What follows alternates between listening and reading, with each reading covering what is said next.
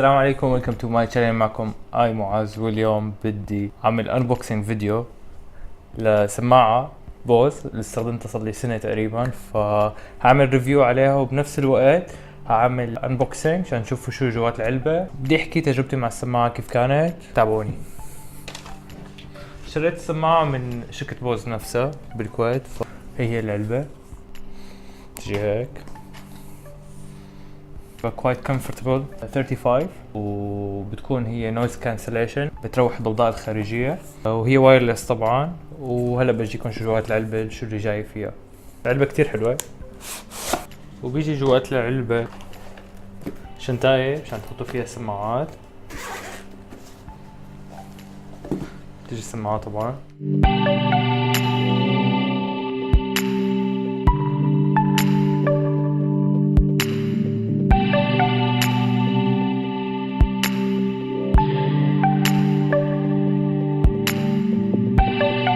بتجي مع كيبل مشان اذا بدكم توصلوها على اللابتوب.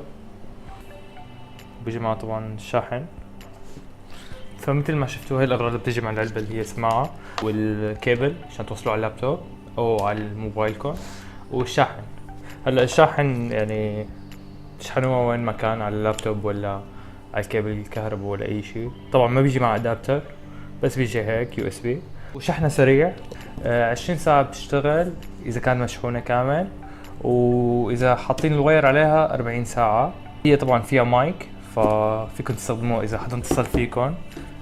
بس تضغطوا على هلا هون بيجي فيها 3 ازرار، تلات صوت وتوتال صوت وتشغيل الاغاني او الرد على المكالمات. وهون للتشغيل تشغلوها هيك، فتطفوها هيك.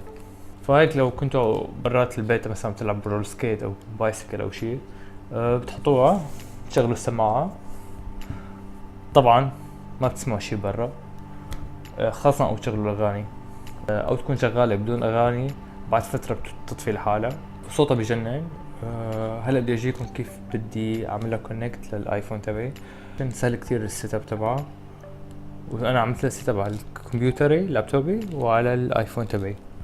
تشغلوا السماعة بالوايرلس مود، بيكون النويز كانسليشن شغال، او تحطوا الواير وتكون مطفية، النويز كانسليشن ما بيكون شغال.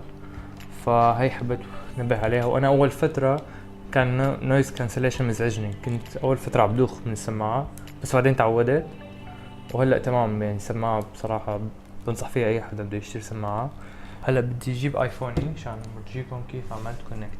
هلا في ابلكيشن اللي هو اسمه بوز كونكت، هصور لكم اياه، حطه على الشاشة هلا قدامي. هذا هو البرنامج، فهدخل عليه هلا. لازم طبعا تشغلوا البلوتوث، لازم تشغلوا السماعة كمان بنفس الوقت.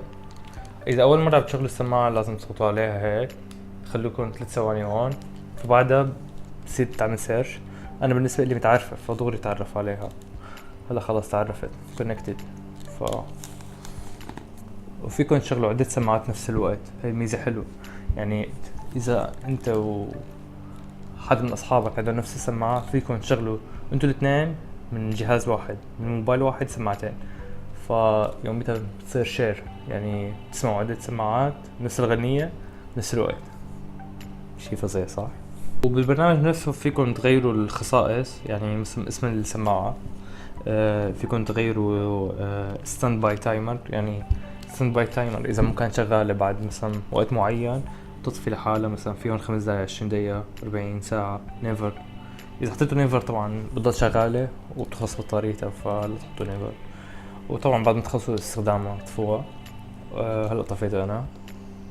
فهي هي السماعة باختصار. انا بستخدمها بالنادي، بستخدمها او العب رول سكيت، او قاعد بالبيت عم بعمل اديت وفي صوت برا ما بدي اسمعه.